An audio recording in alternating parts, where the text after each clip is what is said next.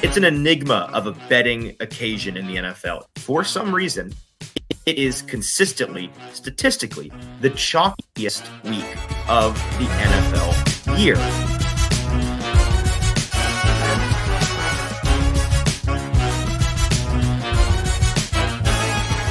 Welcome into the Hot Read Podcast special Best Bet Gauntlet Thanksgiving edition. I'm your host, Easton Freeze, Director of Public Content here at BroadwaySportsMedia.com. We're also brought to you by the 440 Podcast Network. You can follow me on social media at Easton Freeze. I am joined as always by producer JT, who you can follow on social media at JT_Runke. JT, happy Thanksgiving Eve. Are you excited for this special second annual betting episode? I am, and I'm so excited as to bet these Thanksgiving games as well as watch them, so much so that instead of just getting up bright and early and driving to Thanksgiving tomorrow, I'm driving tonight. So if you see any parlays at like 2 a.m. while I'm in the backwoods of Tennessee that are like plus 9,000 and I'm saying this hits no matter what, I would totally tail them. Can't miss. Right. It's impossible that those will fail. When you already see it, this is a good thing that you're going to be driving for the next 12 hours of your life, because I can already tell you have so much energy right now. So there's no way that that's going to be an issue for you. You need to pound some caffeine would be my recommendation. For this evening. Is that the plan?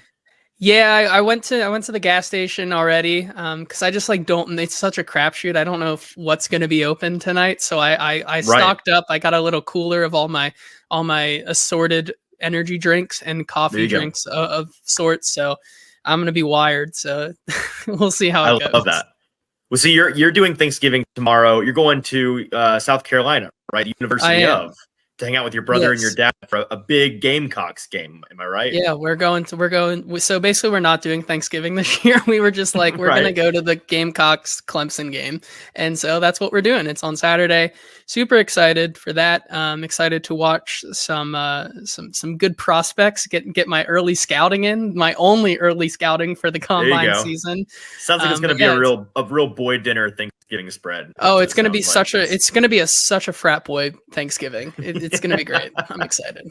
Well, I'm currently with this awesome lighting and janky virtual background I got going on right here. If you're watching this on YouTube, I'm at my grandparents' house, the first leg of our Thanksgiving tour. Just stepped away from our early Thanksgiving meal. So I am stuffed to the brim. Going to be at my other set of grandparents' house tomorrow with my wife and my family. So we do a lot of family things this week. And we had to take a break here from the family activities to talk about our favorite bets for the Thanksgiving spread. Now this year, JT, we get a little bit extra action because the NFL is debuting their Black Friday game this year. So we've got 3 games on Thanksgiving, and then Friday evening, we've got a game between the Dolphins and the Jets. We're going to talk about each game, and we're going to we modify the rules of the Best Bet Gauntlet for this event because, full disclosure, this is really the one episode a year. We do over 100 episodes of the Hot Read Podcast every year. This is the one episode a year that we really do more for ourselves than for our audience because it's just too much daggum fun for us to do. And so we are going to select 3 bets of any kind each from each game, and then on Thanksgiving, and then we've got 2 bets each for the Black Friday game, and then a fun parlay that we're going to take together to cap things off at the end. But it is still a draft style. These are sides, bets, props, totals, parlays, whatever you can put money down on, as long as it is roughly even money. So anything from plus 120 to minus 120, those are the parameters that JT and I pretty much kept ourselves inside of with these picks. So they're going to be all over the board. There's going to be some ones that are very funny, very strange, some very degenerate selections. But we've done some research on them. We've got some numbers to back them up and reasons why we're excited about them and think they're going to be money makers. And they are going to count against our Best Bet Gauntlet record this year. So this is not just some throwaway betting.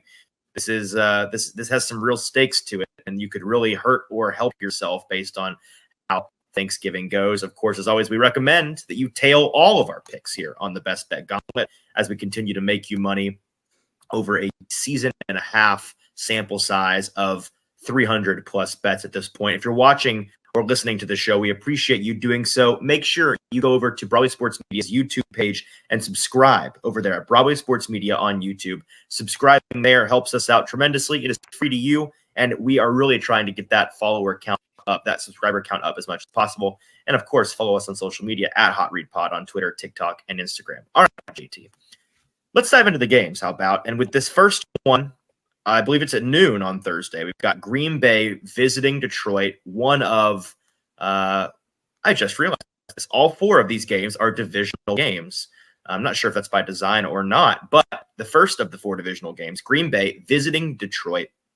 Green Bay coming off of a big win against Pittsburgh, an ugly, gross game. Detroit coming off of a game where they kind of got away with one against another divisional opponent, the Chicago Bears. They end up winning, but not covering. The spread as of Tuesday, when we're recording this about 3 p.m. Central Standard Time, is a 7.5. Detroit laying 7.5 points. Again, we can go anywhere we want on the board. And JT, you did win the best bet gauntlet in week 11. So the first pick belongs to me. And with my first pick, I'm going to select my maybe favorite prop of any of these games. It's rookie Jaden Reed, Green Bay Packers wide receiver. I'm taking him over 25.5 receiving yards in this game. Really simple handicap to a lot of these, but this one in particular. In the last 4 games that Jaden Reed has played, he has gone not just over 25.5, but over 46 receiving yards. He's almost doubled this 3 of the last 4 games that he has played in, as well as the fact that in this game, I expect Detroit to be leading, commanding the game for pretty much the entirety of regulation, meaning Green Bay is going to be in a passing, come from behind game script. I think he's going to get plenty of targets, plenty of looks. I expect him to crush this number. It's a highly graded prop on the Action Network's Pro Prop analytics server. So everything that I see points towards going with Jaden Reed over 25.5 receiving yards as my first pick. Yeah, I'm going to be tailing that one because also currently, despite no one caring about my fantasy football team, I will be playing Jaden Reed this week. So it's just because I need a Hail Mary play to keep my playoff chances alive. So I'm hoping that one hits, and I hope he has a good day. I'm also thinking about sprinkling not even a half unit, but a quarter of a unit on all 3 of these Green Bay wide receivers anytime touchdown, because Detroit does like to give up big time plays, and all 3 of these receivers, whether it be Christian Watson, Romeo Doubs, or Jaden Reed, are all big time down the field kind of guys. So I think at a quarter of a unit, you're going to make your money back and more on those. Maybe hit 2 of them because Jordan Love, like you said, they're going to be playing from behind. So I love that pick right there. I'm going to head over to the sides on this one, and I'm going with Detroit minus 7.5 in this game. Like we said, this is one where I feel like I've been reading Detroit pretty well this season. Last week, I took Chicago because I just thought that was a trap game for them, getting Justin Fields back. That defense is back. Well, now they're going back. They're going to be playing at home again on Thanksgiving. And they're playing a Green Bay team who comes off a pretty fraudulent win against the Los Angeles Chargers, in my opinion. The debate this entire week has been how Justin Herbert literally had maybe one of his best games of his career, but because this Chargers team just keeps shooting themselves in the foot in every other aspect, they cannot come away with the win. Just a couple of stats for you for this game. Matt LaFleur, he's excelled as an underdog, and currently he's a plus 7.5 point underdog. However, even though he's 17-10 against the spread as an underdog, he's 12-5 with when he had Aaron Rodgers as his quarterback, only 5-5 as an underdog with Jordan Love. So not crazy about that one. If you want to know how LaFleur has done against the Lions since 2017, the Packers are just 2-11 against the spread versus the Lions. It's LaFleur's least profitable opponent against the spread, going 2-7 against the spread on those. If you're not more of a trends guy and you just want to know how the game is played, Jordan Love struggles against teams who get to the quarterback and get pressure often. He doesn't play good against teams when the sack rate is up, and currently the Lions have a sack rate of 3.7% of plays that end in a sack. When it is more than 3%, Jordan Love is 2-4 against the spread. This is another one where I think it plays out very similarly to earlier this year. I think that the Lions get out to a lead. I think they continue to stay a lead. I think they have the better defense. I think they have the better quarterback and offense play right now. So I'm going to take Detroit minus 7.5 this week. Yep, I like that pick. And I was kicking myself in the middle of you reading out your numbers on that one because we should have started things out with some general Thanksgiving betting data for the folks. So let me quick pause very quickly. I want to run through just the baseline numbers because Thanksgiving, JT, we enjoy betting it so much because it's an enigma of a betting occasion in the NFL. It is really different from any other weekend, any playoff weekend, any preseason sicko betting. Like, it's very different in the sense that for some reason, it is consistently, statistically, the chalkiest week of the NFL year, with the Thanksgiving games in particular. Now, week 12, this Sunday, that's a different story. But with the games on Thanksgiving, historically, these games are really, really chalky. Some numbers for you for this year's slate. If Detroit, Dallas, and San Francisco all close as 7 or more point favorites, which they're going to, I can go ahead and tell you that right now. It's going to be the first Thanksgiving slate in history with 3 games of that magnitude. So lopsided. Favorites of 7 or more for those of you wanting to bet the big favorites on Thanksgiving are 21-2 straight up. 17-6 against the spread on Thanksgiving since 2006. So favorites of 7 or more have not just dominated in winning these games, but in covering. Favorites of 10 or more are 8-0 against the spread on Thanksgiving since 2005, 11-0 against the spread in the last 30 years. So these massive favorites are literally perfect in the last 3 decades of Thanksgiving football, which again is so different. We love to bet against the big favorites on regular weeks of the NFL calendar, on regular Sundays, not on Thanksgiving. Road favorites are of any amount are 24-1 straight up, 19-6 against the spread. Favorites are 7 or more on the road, are 9-0 straight up, 8-1 against the spread. All of those numbers coming in the last 20 years. The only exception to these favorites dominate rule, JT, are America's team, the Dallas Cowboys. Thanksgiving, in one sentence, is chalk, chalk, chalk, except for the Cowboys. That's essentially what it is. Dallas has lost they have not covered in 4 straight games against the spread on Thanksgiving. They are 1-11 against the spread in their last 12. So just dreadful, miserable covering on Thanksgiving. The Dallas Cowboys are. Dak Prescott, for his part, is 1-5 in covering on Thanksgiving, the worst of any quarterback on Thanksgiving since 1990. So you need to bet the faves except for the Cowboys is essentially the golden rule on Thanksgiving. Now, with that said, let's get back to our sides here. My second pick in this Green Bay-Detroit game, the early game on Thanksgiving, I'm going with another young player that I expect to continue to break out. Jameson Williams, second-year receiver for the Detroit Lions, over 1.5 receptions. Jameson Williams, over 1.5 receptions. The play here is because of this. He's gone over this number, 2 or more receptions, in 5 of the 6 games that he has played all year long. And his snap share continues to increase significantly each and every week, especially the last 2 weeks. He's really skyrocketed from rotational player to borderline starter in terms of snap share the past 2 weeks. I expect that to continue. I think he's going to continue to become a staple of the offense. Again, just need 2 receptions for him in this game to cover. He's done that in 5 of the 6 games he's played this year. I think that he's going to give me Jameson Williams over 1.5 receptions.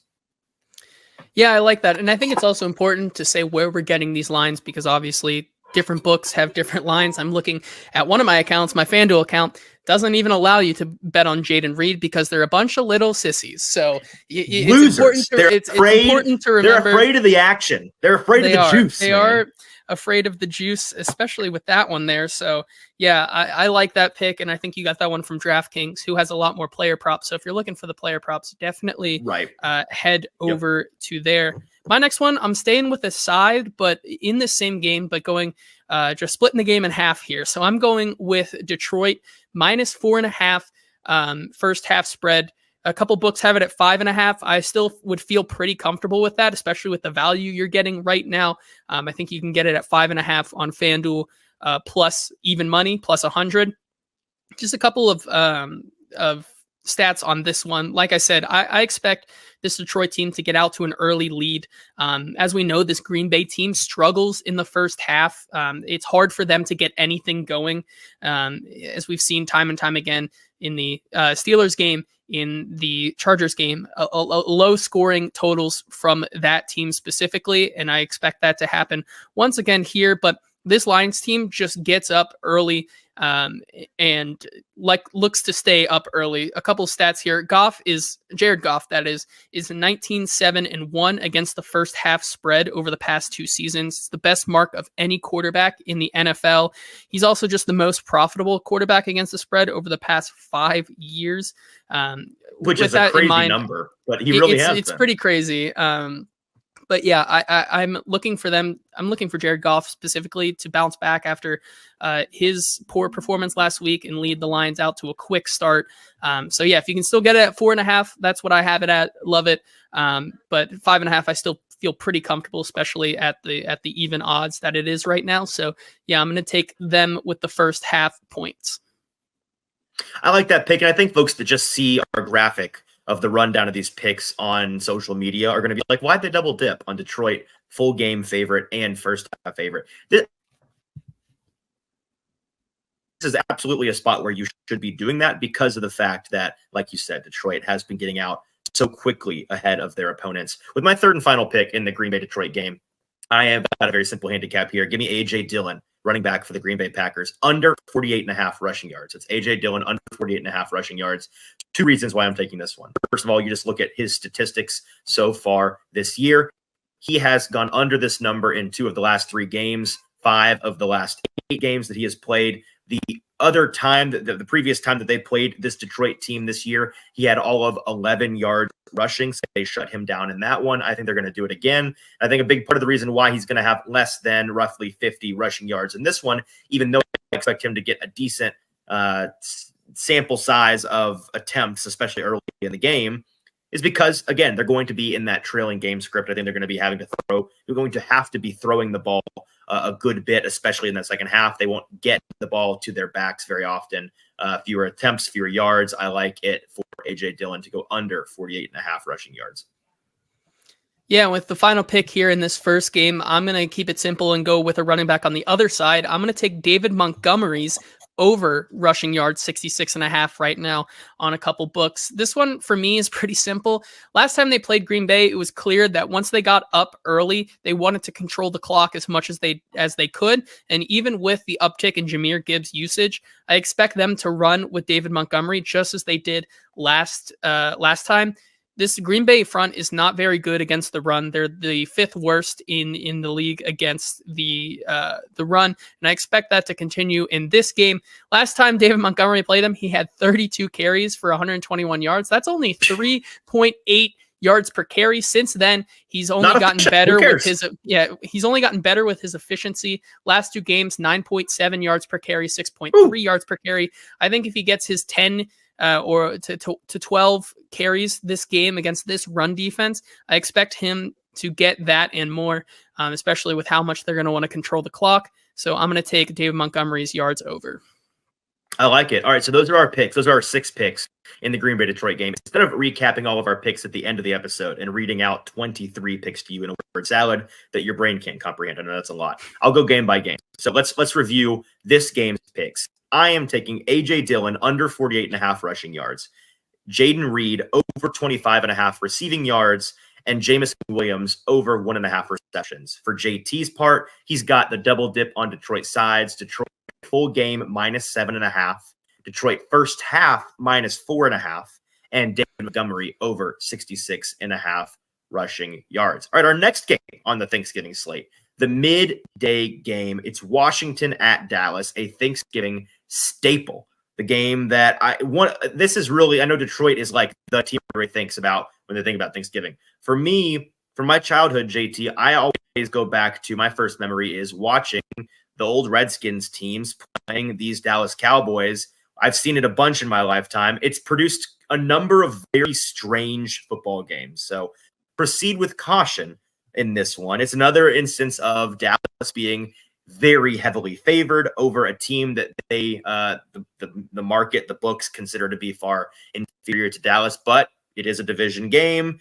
Dallas, like we said, they are very bad at covering and very fluky on Thanksgiving. JT, why don't you do the honors for us? Start us off with the first pick of yours in this Dallas-Washington game. Yeah, so the first one here is one that we both of us kind of put together this parlay because as much as we like Dallas in this game, we do realize that everything is like you said, pretty much chalk for this for Thanksgiving, except the For the Dallas Cowboys. Cowboys. Well, what are they are? They're at what, plus 12.5 right now? Yeah, Some ridiculous number, right? We were talking about this. I personally loved this bet at -11. You didn't really like it at -11. Now it's up to 12.5. I never got it through our Twitter where we put our look ahead lines. So what can you do? I'm not going to take it at 12.5. That's a lot of points. Tease it down, baby. Easy. Yeah. So that's what we're going to do this week. We're going to give you a tease here on both sides of it here, both the side and the total. We're going Dallas -6.5 and parlaying that with the under of alternate under of 55.5. We think that Dallas is still going to win this game, but as is with divisional games outside of a Tommy DeVito led Giants, like this Dallas team plays them close. I'm expecting this Washington team, as we've seen the Cowboys go bad, good, bad, good. We've seen the Commanders go good, bad, good, bad. So I think this is a matchup where after getting absolutely smoked by Tommy DeVito, the chicken cutlet lover, the most Italian man, the most Italian man on the East Coast, I'm expecting Washington to come out and have a better showing. And with that, the under of 55.5, that kind of gives us kind of that space right there to say that, yes, we do think Dallas is going to win, but they're not going to absolutely boat race them in this game and put up a performance like they did against the Giants. We could see a very similar line of maybe like a 28-17 line of or close to that, like with the Carolina game. So with that, you get that at -117. That is pretty much close to as if you were going to take the side in either one of these, either the Washington side or the Cowboy side. So that's one that we really like this week. Yeah, I like that parlay solution a lot because, and spoiler, we're gonna come back to this double tease theme, this motif later in the show. It allows you to get the best of two trending best worlds, right? We know what are standalone primetime or standalone games this year. So all primetime games or overseas games, and now we're going to include Thanksgiving games. They're, I think, last count 32-7, 32-8 on the year to the under. So primetime unders, we've been talking about like crazy. I think that still is going to apply in these standalone games, and for that reason, I think getting under 55.5 is a safe play. And then getting that Dallas number down to winning by a touchdown, allowing you to cash. Getting under that touchdown number is a big deal. So I like that pick a lot. My first one, I'm fascinated by what Sam Howell is going to do in this game. Sam Howell, mind you, the current leader in total passing yards in the NFL. He's just been slanging it this year. And I think he's going to have to be a big part of this game if Washington stands a chance. So first pick in Washington at Dallas, give me Sam Howell over 38.5 pass attempts. He has covered this number not just at the 39 number, but all the way at 41. He's gone 41 or more pass attempts in 7 of his last 8 games, 5 of his last 5 games. It's going to be a passing game script, just like in the Detroit game. They're a big underdog here, even bigger underdog than Green Bay is. Washington is going to have to throw the ball all over the yard to Jahan Dotson and Terry McLaurin and all these studs that they've got on the edge, sneaky good receiving core, Logan Thomas and the like. They're going to have to pass the ball around the yard, and I think Sam Howell is already in games that he's not even game script required to pass as much as he will in this one. He's already passing for north of 40 attempts per game. I think in this game that will be no exception. So I think Sam Howell over 38.5 pass attempts is the play here. Yeah, I like that one as well. I'm going to go to a Sam Howell one as well here, and I'm going to take, I believe I got this one on DraftKings because once again, FanDuel is bad. I'm taking Sam Howell over 0.5 interceptions. This one's pretty easy for me. Sam Howell, as he does love to sling the ball, he also has not been efficient with slinging that ball. He's prone to make a bunch of mistakes this season. And you can look to just last week where he threw 3 interceptions against the New York Giants. He's now going up against a much better secondary this week. And in the last 7 games, or let's see what, the last 5 games that he's played, there you go. He's thrown 6 interceptions in the last 5 games. I'm expecting that trend to continue against the Dallas team that has a good secondary, even without Diggs. So I'm going to take the over on the interceptions for Sam Howell because of how much he's going to have to throw the ball. I like it. I'm going to go back to the Sam Howell well with my second pick in this game. Give me Sam Howell for the 3rd consecutive bet between the two of us. Over 14.5 rushing yards. This, again, it's the exact same handicap, right? This Dallas defense is nasty. Their defensive front is nasty. I think they're going to get after him and force him to scramble and use his legs. And looking at his numbers, I see no reason why he will not be willing to do that. In his last 5 games, he has gone over 14.5 rushing yards in 4 of them. So 4 of the last 5, he's cleared this number. That passing game script, Dallas pass rush, they're going to have him on the move all day long. So I love Sam Howell over 14.5 rushing yards. Yeah, and let's moving on here. I'm going to talk about some tight ends in this game. As we saw last year in this Thanksgiving game for Dallas, it was the all tight ends game where 3 Dallas tight ends. I'd forgotten about this. Scored touchdowns. Both. You just unlocked that memory for me. I completely forgot about this. I forget the other one, but then also Dalton Schultz. Now 2 of those 3 tight ends are gone. So we're going to start off with Jake Ferguson here. We're taking the over on receptions, 3.5. That was kind of the Jake Ferguson coming out party, right? Like, it really was. People in America knew who he was until that. Yes, it was a bit of a coming out game, but now he has become one of Dak's favorite targets this season, and with that has come a bunch of targets. I think the line for 3.5 is pretty simple here. In his last 4 games, he's gone over that 3 of 4, except last week where he had a little bit of a down week from Carolina.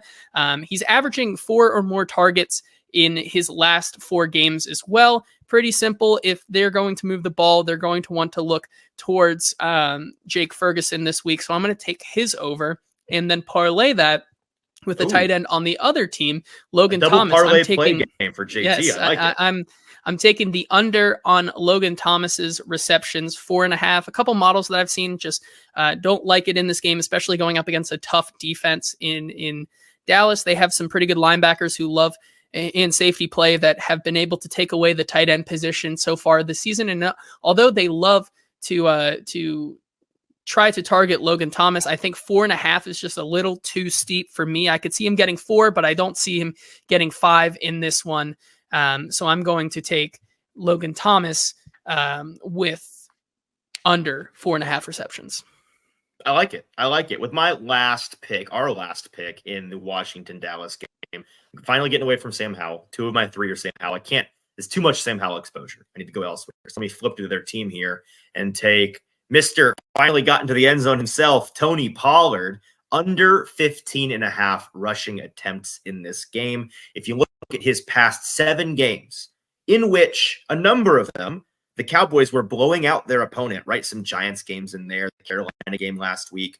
They have murdered some teams in their last 7. Despite that, and despite what on paper you'd think is a game script where it's going to be, let's run the ball until we can get out of here. We're winning by 20. Let's get out and ground and pound. They've not been getting the ball to Tony Pollard on the ground in those games to bleed the clock. Big blowout games in the last 7, and still he has gone 0 for 7 in those games, clearing this number. So he's gone under 15.5 rushing attempts in his last 7 games. I think that there's no reason that changes in this one, where I expect them to be leading for a lot of the game. Give me Tony Pollard under 15.5 rushing attempts. And those are our 6 picks for the Washington-Dallas game. We are now halfway through. To recap Washington-Dallas, JT is going with Sam Howell over 0.5 interceptions. So Sam Howell to throw 1 or more interceptions. A parlay, teaser parlay of Dallas minus 6.5 and under 55.5 total points in the game. And then a second parlay, parlaying 2 props, Logan Thomas under 4.5 receptions and Jake Ferguson over 3.5 receptions. So that's Thomas under 4.5, Ferguson over 3.5. Those are our picks for Washington and Dallas. Now the nightcap, another big divisional game. For my money, JT, I expect this one to maybe be the most exciting of the games of these four on our Thanksgiving and Black Friday slate. We've got San Fran at Seattle, another big number. Now, this was the only game of these four that has at any point this week been under a touchdown spread. And spoiler, JT did well to lock that in on Twitter. Another big reason why you need to be following us on social media, Twitter in particular, on X, at Hot Read Pod. That's where you're going to find our look-ahead lines to get that closing line value, of which JT got, which he'll tell you about here in a second. But San Fran now, I believe, is a 7, if not a 7.5 point favorite against Seattle. If there was one of these games that if you are waiting to try to bet at game time and we're thinking it might come back down, maybe this one comes back down. Maybe. So if you're liking the San Fran side, which JT is about to tell you why you should, I would wait. But without any further teasing, JT, tell folks why you locked in San Fran at 6.5 earlier in the week and why you like that side. You're muted. Personally, before I even get into some of the data here, my thoughts on this game were pretty simple. That San Fran loves this spot against a Seattle team. Like we said all season, we've been betting against Seattle quite a lot this season. They have not really beaten anybody that has been worth a damn, frankly. Right. They lost last week to a Los Angeles Rams game, which they probably should have won. They lose to a Commanders team that turned around after that win and lost to Tommy DeVito once again, as I must restate. This is just a tough spot. I don't know what the over-under on Tommy DeVito references were for this episode, but it hit a while ago. Yeah. This is a spot, I think, for San Fran where they kind of came off that 3-game losing streak and now have just been absolutely soaring the past couple of weeks. They absolutely trounce the Jaguars. Then they go to and beat up on the Buccaneers as well. And now they face the Seahawks, which I think they do the same. Night favorites on Thanksgiving have been 12-4, 75% over the last 16 games here. Also, Pete Carroll, he has covered 2 straight. However, I expect that to change here. He's covered 2 straight against the NFC West, playing both the Rams and then the Cardinals before that. He has not had a 3-game against the spread win streak versus the NFC West since December of 2018. A little funny stat there. What a niche stat. I like it. It is a niche stat, but Seahawks are 2-1 against the spread, against the spread versus the NFC West this season, and they have not finished above 500 against the NFC West since 2014. He's also the least profitable coach against the spread versus own division at home, which they are at home since 2017. This is a spot where, like I said, they have some injuries in the secondary. This team also with a Geno Smith who is going to play, but could he be a little bit banged up still going into this game? I think so. So I'm going to take San Fran to just absolutely demolish them like they've been doing all season in this spot. I'm going to take the -6.5, which I locked in earlier this week because I had a feeling that it was going to get above the touchdown. And like you said, this is a classic San Fran wins by a touchdown spot. And I was like, it's too good to pass up. So I'm going to take it.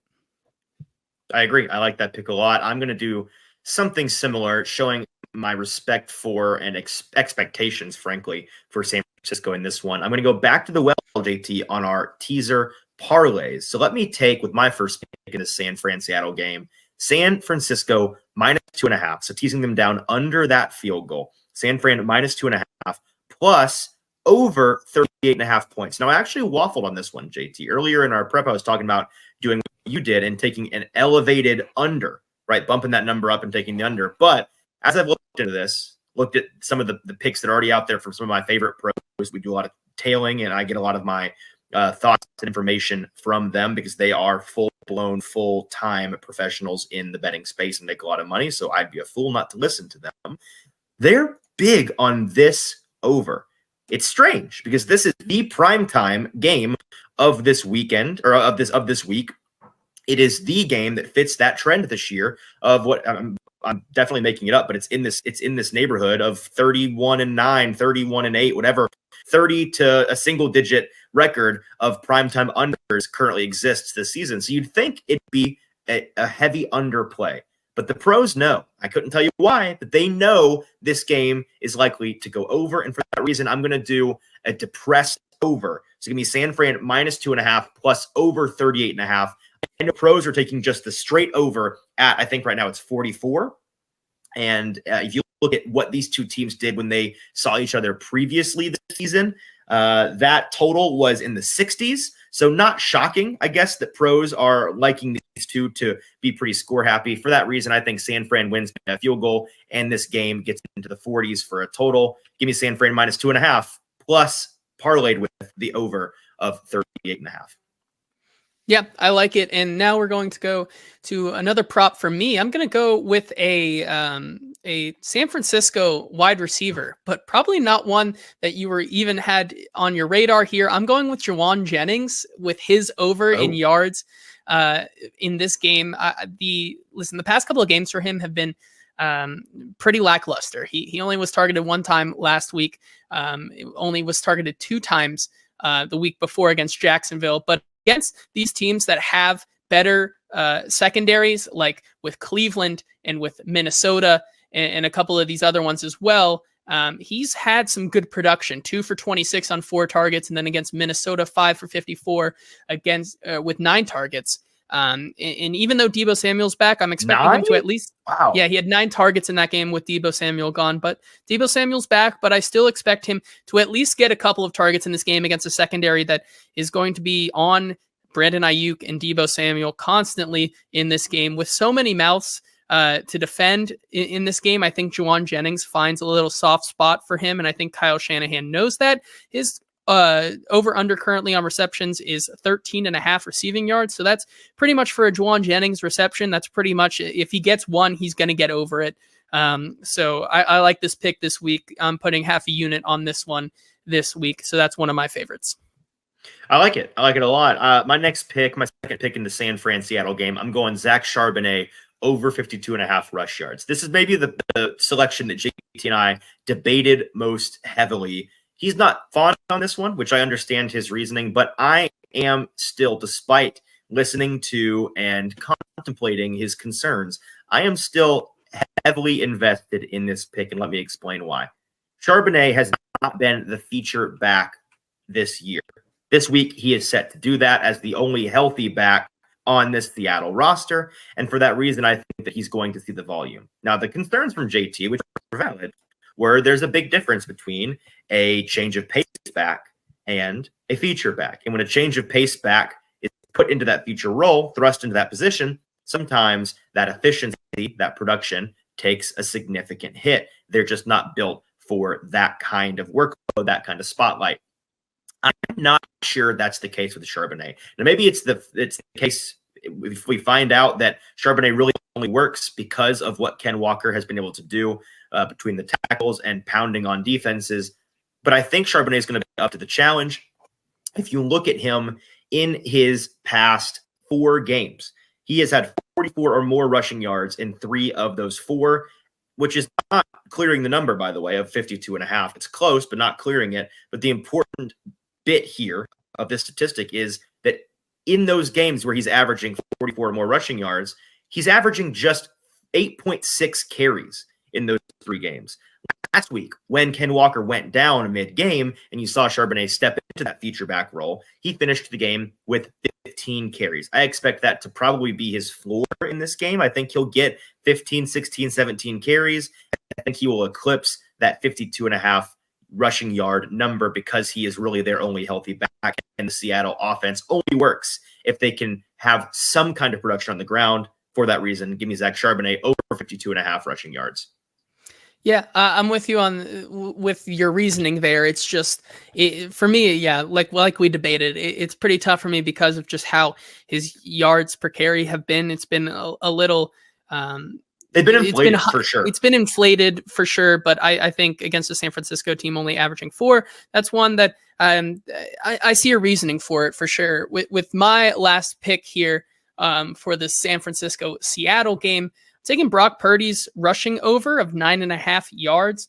You can get this on both DraftKings and FanDuel as well. in 3 of his last 4, he's gone over that number by quite a bit. In 3 of the last 4, he's gone for at least 14 yards on the ground or more.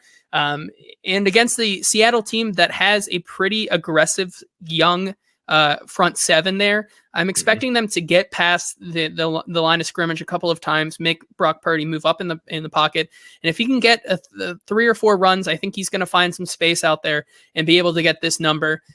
He's proved this season so far that he's able to be a mobile quarterback, and I think that happens here once again. So I'm going to take the Brock Purdy over on the rushing yards. I like that one a lot. I'm absolutely tailing you on that one. My last pick, yes, this is we've done all of them. This is our last pick from the San Francisco Seattle game. I'm going with a gross one, maybe the most niche pick of our entire slate here. Give me Jason Myers, the Seattle kicker, over 5.5 kicking points. Now, I'm not sure where all you can get this. I know you can get it on DraftKings. That's where I found it. Really simple handicap on this one. Jason Myers over 5.5 kicking points means, very simply, get 2 field goals in this game, you win the bet, right? It's really as simple as that. If you look at his production the past couple of games, he's gone over that number in 3 of his last 4, including 15 points and 10 points in his last 2 games. I'm expecting the San Francisco defense to force a lot of 3s instead of 7s. I think it's going to be Titans fans who watch this show, it's going to be reminiscent of a lot of Titans games. I think a lot of these drives are going to stall out in the red zone. This stalwart San Francisco defense is going to get after this Seattle offense. A sack or 2 in that red area or near the red area forces them into a surrender, dump off, and then a 38-yard chip shot field goal from Jason Myers. And then boom, you're halfway to this bet. For that reason, I think that he gets 2 field goals and probably a couple extra points to boot because we like the over in this one. I'm going to take Jason Myers over 5.5 points kicking. All right. That is our third of 4 games and the final of our Thanksgiving slate. To recap that San Francisco-Seattle game, our picks. JT is going with San Francisco straight up spread -6.5. Jawan Jennings over 13.5 receiving yards and Brock Purdy over 9.5 rushing yards. For my part, I am taking a teaser parlay of San Fran teased down to -2.5 plus the over teased down to 38.5. So San Fran -2.5 plus over 38.5.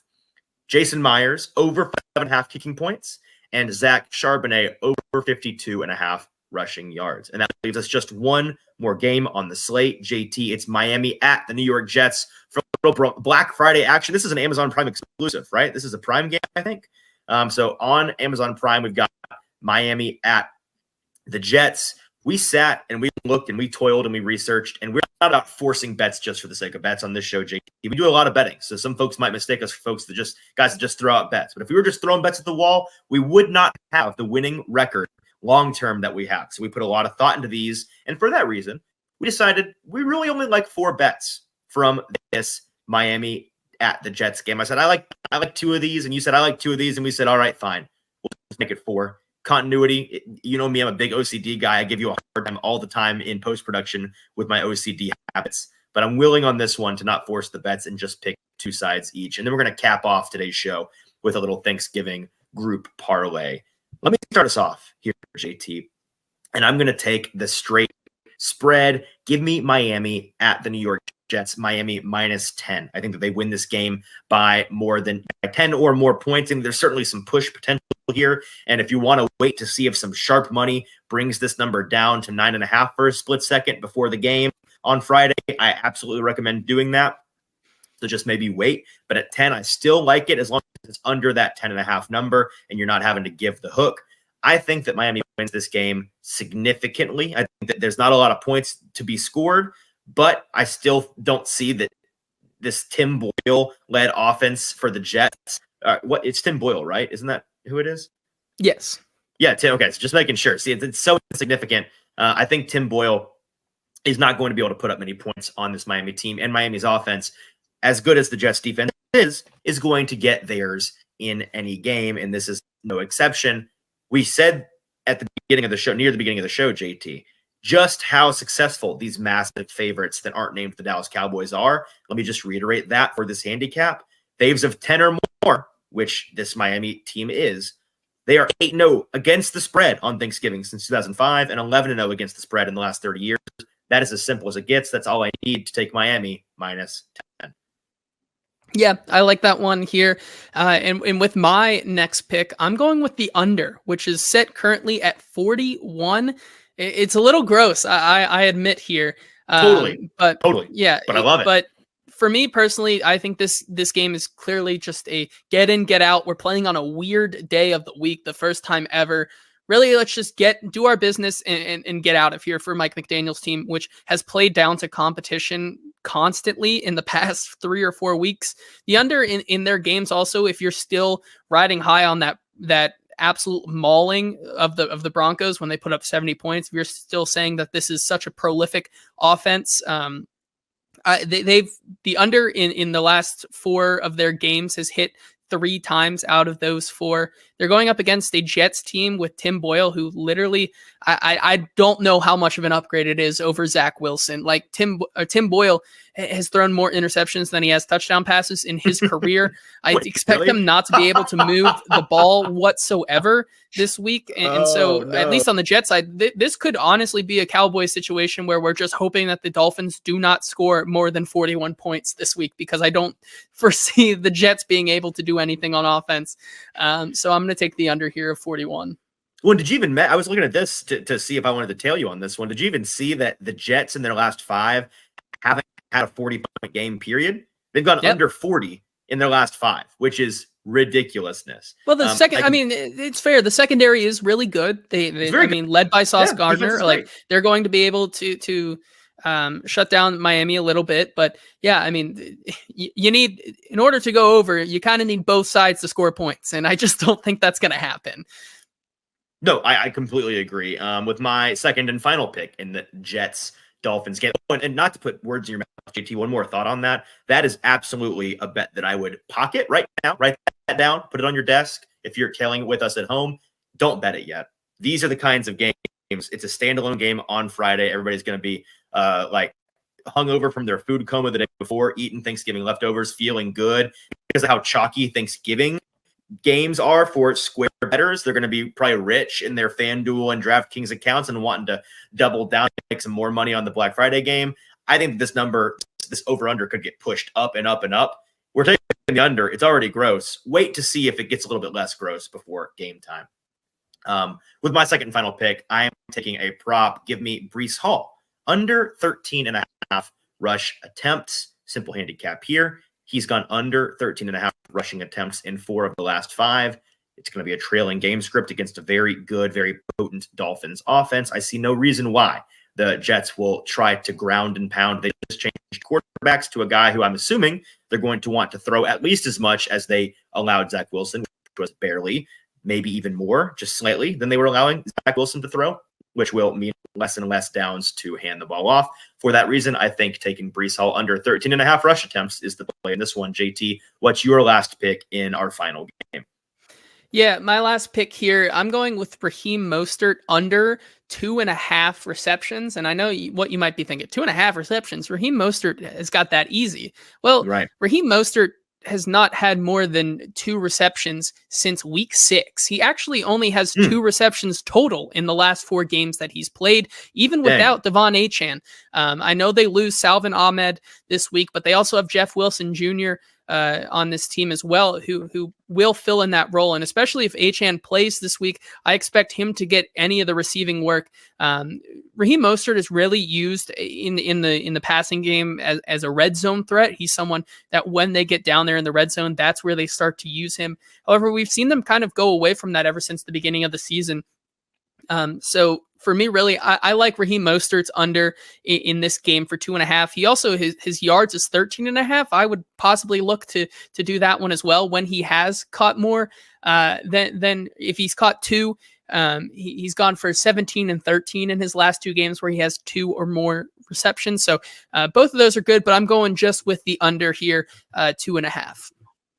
All right. I like it. So to recap our final game, the Black Friday game from this Thanksgiving slate, JT has Miami. This is me. I've mixed them up. JT has under 41 total points in that game and the Raheem Mostert under 2.5 receptions. I am going Miami -10 and Breece Hall under 13.5 rush attempts. Now, JT, we promised one final Thanksgiving best bet gauntlet. Everybody hold hands and sing Kumbaya on the Christmas tree bet. It is the chalky Thanksgiving parlay. On any other week of the NFL calendar, I would highly discourage this kind of betting behavior. However, the trends on Thanksgiving dictate that this is, in fact, a smart play. We did it last year with some teasers, same deal, but teased down some favorites, and that cash, no sweat. We've got to do it again this year. So I'd throw a half unit. Maybe I'm going to put a full unit on a money line favorites parlay. If you parlay Detroit money line, Dallas money line, San Francisco money line, and Miami money line, that gets you to plus 116. That is plus money. And I think that there's a very good possibility with all four of these teams favored by over a touchdown, some even more than that, that all four win, whether they win big, win small, cover, don't cover. I think they win. I don't really see an upset from any of these teams, any of these games. The only one that I'm maybe slightly concerned about is that Seattle team getting up in a big divisional game. Outside of that, I'd be shocked if any of these are upsets. For that reason, I think that parlaying Detroit, Dallas, San Fran, and Miami money line is a good play. And you know what? We're going to count that one against both of our records in the competition this year, as well as the total best bet gauntlet record this year. So that in total, JT, 23 bets placed on Thanksgiving. Last year, we went 11-7 on our 19 bets. A big opportunity for us to boost our numbers, a big opportunity for us to take our numbers. We'll be glued to our TVs on Thursday, as I'm sure all of you will be, as you're enjoying a great holiday with your family. We will talk to you again on Friday, live on Friday.